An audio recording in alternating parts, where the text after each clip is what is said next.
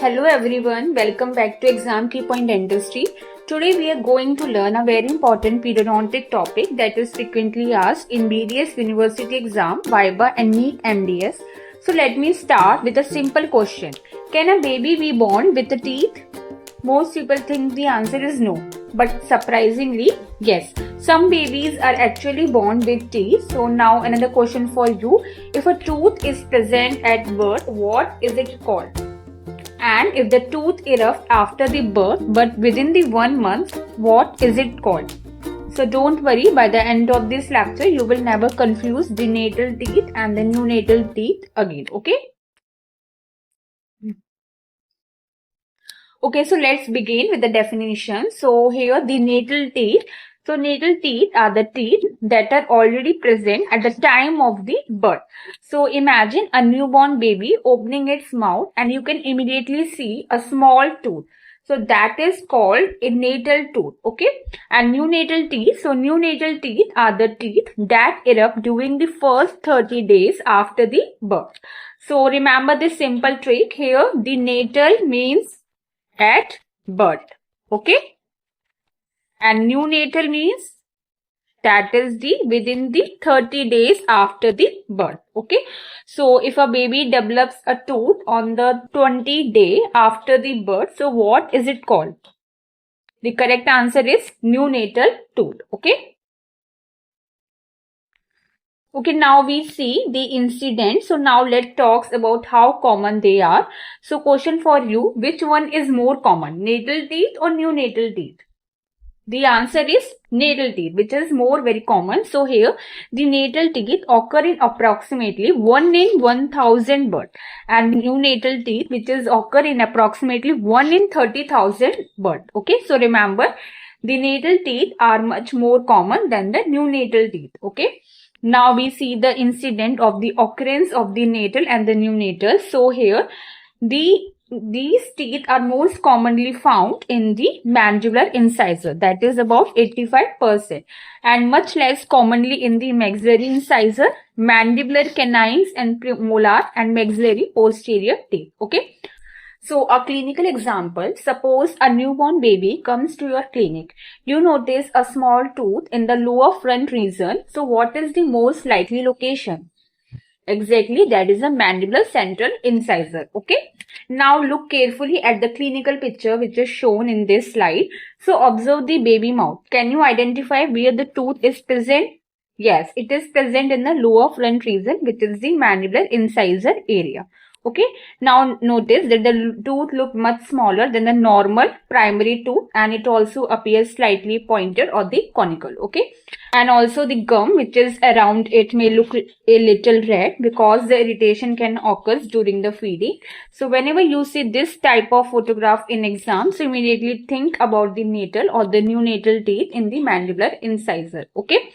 Now the second one shows that the tooth is present in the maxillary incisor. So these all are the neonatal teeth.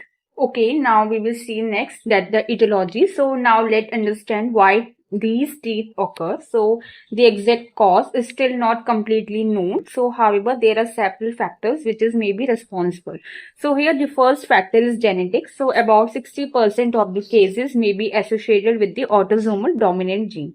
So this means the condition can run in family. So for example, if the mother has a natal teeth during the infancy, so there is higher chances that her baby may also have. And the second factor is endocrine disturbance. So excessive secretion of the thyroid and the pituitary hormone may cause early eruption. The third factor include that is maternal factors like the infection, malnutrition, trauma, and the syphilis, which is during the pregnancy. Finally, some syndromes are also associated with the natal teeth, such as like ectodermal dysplasia, Soto syndrome, and Ellis-Van Creveld syndrome. So these syndrome names are also important for the university exam. Okay. Now we will see the clinical presentation. So now imagine you are examining a newborn baby. So what will the tooth look like? Okay, so there are several clinical features. So here the tooth is usually small. It is often conical in shape and it is poorly developed. The enamel may be hypoplastic or the hypomineralized. One of the most important feature is that the root is incompletely developed, or you can say absent, so there is chances of the mobility, or you can say loss of the teeth.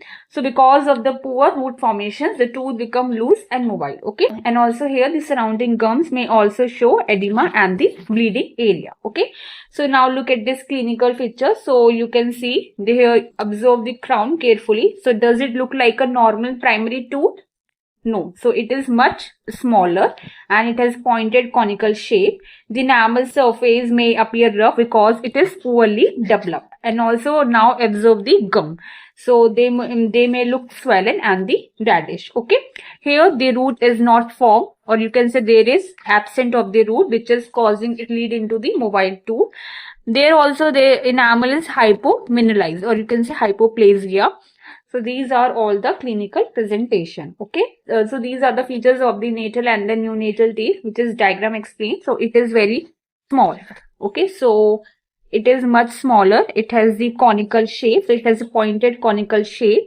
Here it was a smaller size. So normal primary incisor is bigger, but actually in natal teeth it was smaller in size. They show the hypoplastic tooth, enamel hypoplasia and hypomineralization, and in this there is no root formation. Okay, so this all are the clinical features of the natal and the neonatal teeth. Okay, now comes to the radiographic features. So here now let's look through the radiograph. So whenever you see this x-ray, examine it step by step. So first observe the enamel. So you may notice that the enamel is very thin. So this is the enamel which is very thin. Only this enamel is produced, or you can say even absent. So this is we have to find. Okay, next identify the dentine, so which form the main body of the tooth. So finally look at the root.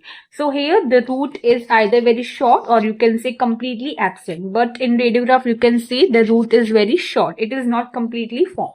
So this explains why the tooth is loose during the clinical examination. Okay, so this is the natal teeth.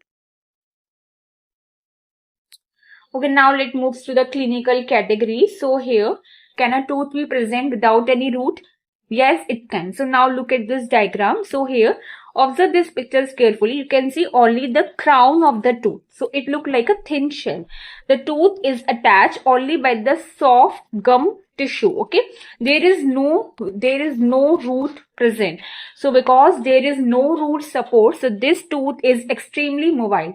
So imagine like sticking a bottle cap into the soft clay. If you touch it gently, it immediately becomes loose. So exactly the same thing happened here. So this type has the highest risk of aspiration or swelling. So it required careful evolution. Okay. So question for you, which clinical category has a shell-like crown with no root? The correct answer is category A. Now let's move to the category second. Now observe the crown carefully. So this time the crown is completely formed. Unlike the category 1, this is the solid crown. So however, look at the root. The root is either very small, or you can say completely absent. In this case, the root is completely absent. So although the tooth is stronger than the category 1, it is still mobile because the root support is poor. Okay, so a simple way to remember this is category 1 is a shell-like crown. Okay, and category 2 is the solid crown. Okay, both have little or the no root. So this is the difference between the category 1 and category 2. Now let's move to the category 3. So notice that only the cutting edge is present. It is visible. Only the cutting edge is visible. So most of the tooth is still covered by the gum. So this means eruption has just started. So the tooth has not completely erupted. So think about a seeding which is coming out of the soil. So only a small part is visible. Similarly, only the cutting edge of the crown can be seen in this category. Okay. So is the entire crown visible in category 3? The answer is no. Only the cutting edge is visible. Now let's see the last clinical category, that is the 4. So here, can you see any tooth? The answer is no. Instead, there is only a swelling swelling on the gum. So there is always swelling on the gum. When the dentist gently press the swelling, a tooth can be felt underneath. So this means the tooth is unerupted but palpable. So remember this simple trait. Visual tooth? No. That is the palpable tooth? Yes. So category 1 is a shell-like crown. There is no root, very mobile. Category 2, that is a solid crown, little or the no root. Category 3, that is only cutting edge is visible. Category 4, that is tooth is not visible, only gum swelling with palpable tooth. Okay. Now comes the most important clinical part. So should every natal teeth be extracted? Think about it. The answer is no. Not every natal tooth required extraction. So treatment depends on the clinical condition. So step 1, that is the assessment. So first examine the tooth. So ask yourself, is the tooth stable? So if the tooth is firm and does not interfere with feeding, we usually keep the tooth and observe it regularly. Okay. So first we have to assess the mobility of the tooth. Check for the interference with the breastfeeding. And step 2, that if the tooth is very mobile, so it can become very dangerous. So why? Because there is a risk that the baby may swallow it or accidentally inhale into a airway. So in such cases, extraction may be necessary. Okay. So look for the trauma to the infant tongue, that is ulceration and the bleeding. Check for the aspiration risk, that is very mobile tooth, and also that is the radiograph evaluation if required. So first we will do the assessment. Okay, so here the management option. So for example, like imagine a 3-year-old baby comes to your clinic. So here the lower front tooth is extremely loose. The mother says the baby is unable to breastfeed properly. So what should you do? First, examine clinically, and if the tooth has severe mobility and there is a risk of aspiration, so extraction may be considered after the proper evaluation. Okay. So now let's see the management options. So first one is, if there is no symptom, like there is no interference, not mobile and no trauma, so we will do conservative management, like there is no treatment required. Reassure the parents, follow periodically and maintain the oral hygiene. And if there is any mild symptom like slight interference, mild trauma, or you can say slight mobility, then we will do smoothing and the adjustment, like smoothing these sharp edges with a fine burr, remove the rough surface, applying the topical fluoride varnish, and review regularly. Now, if there is severe symptoms like risk with feeding difficulty, ulceration, highly mobile, aspiration risk, then we go for extraction. So it is indicated if tooth is very mobile, causing the trauma, interference with feeding, or has high aspiration risk. Extraction under the local anesthesia, control bleeding, and give post-operative instruction. Okay.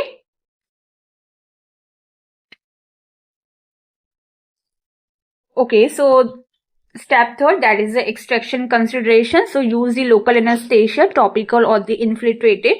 Extraction will be done with minimal trauma. Achieve hemostasis.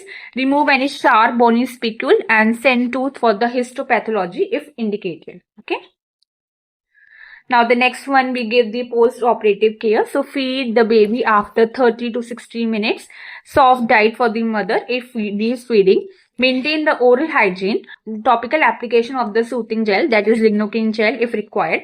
Analgesic, that is the paracetamol if needed. And review after the 24 to 48 hours. Now the next one is follow-up. So regular follow-up is essential. Monitor healing and feeding and observe the eruption of the primary teeth. Okay. So thank you for watching this lecture. If this video helped you understand the topic, then please like, share and subscribe to Exam Key Point Dentistry. See you in the next lecture with another important BDS exam topics. Happy learning.